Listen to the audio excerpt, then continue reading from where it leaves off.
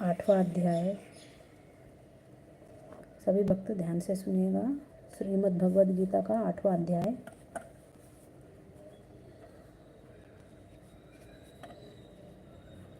अर्जुन ने कहा, हे पुरुषोत्तम, ब्रह्म क्या है?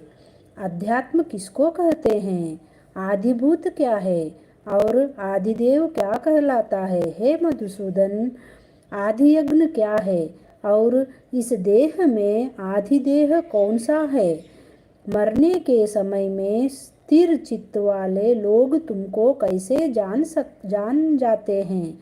श्री कृष्ण भगवान बोले, जो अक्षर अविनाशी और परम श्रेष्ठ है वही ब्रह्म है। प्रत्येक वस्तु का स्वभाव अध्यात्म कहलाता है और समस्त चराचर की उत्पत्ति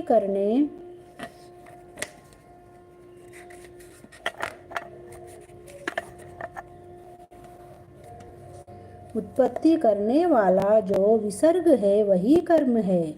जो देह आदि नाशवान वस्तु है वही आदिभूत कहती है। विश्वरूप जो विराट पुरुष है वही आदिदेव है और हे पुरुषों में श्रेष्ठ, इस देह में मैं ही आदियज्ञ हूँ। अंत काल में जो मेरा ध्यान करता हुआ शरीर त्याग करता है वह निस्संदेह मेरे शरीर को पाता है।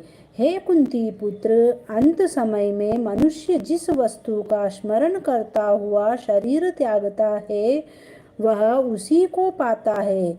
इस कारण तुम सदैव मुझ ही में मन को लगाकर मेरा ही स्मरण करते हुए संग्राम करो। तुम निस्संदेह मुझको आ मिलोगे। हे पार्थ, अभ्यास रूप योग से युक्त हो दूसरी ओर न जाने वाले मन से सदा चिंतन करता हुआ पुरुष परम और दिव्य पद को ही प्राप्त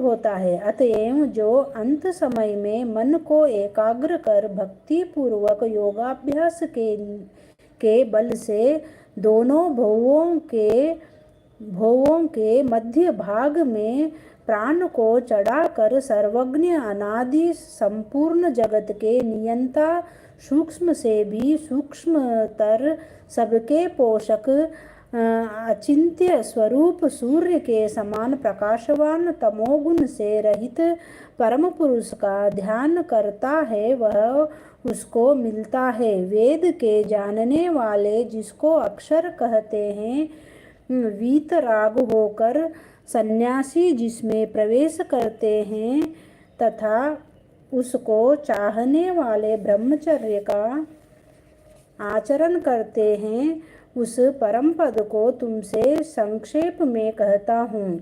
जो सब इंद्रिय द्वारों को रोक कर मन को हृदय में धारण कर प्राण को मस्तक में ले जाकर समाधि योग से स्थिर ओम इस अक्षर का उच्चारण करता हुआ जो देह को त्यागता है उसे मोक्ष रूप उत्तम गति प्राप्त होती है। हे पार्थ, जो मुझ में ही मन लगाकर नित्य प्रति मेरा स्मरण करते हैं उन सदैव स्मरण करने वाले योगियों को मैं बहुत सुलभ रीति से प्राप्त होता हूँ। मुझको प्राप्त होने पर परम सिद्धि को प्राप्त करने वाले महात्मा गण फिर यह जन्म नहीं धारण करते। जो नाशवान और दुख का घर है, हे अर्जुन, ब्रह्मलोक पर्यंत जितने लोक है वहाँ से लौटना पड़ता है, परंतु मुझ में मिलने से फिर जन्म नहीं होता। 1000 महायुगों का एक दिन होता है और 1000 महायुगों की एक रात्रि ब्रह्म की होती है। जो उन बातों को जानते हैं वह सब ज्ञाता है। ब्रह्मा का दिन होने पर अव्यय से सब व्यक्तियों का उदय होता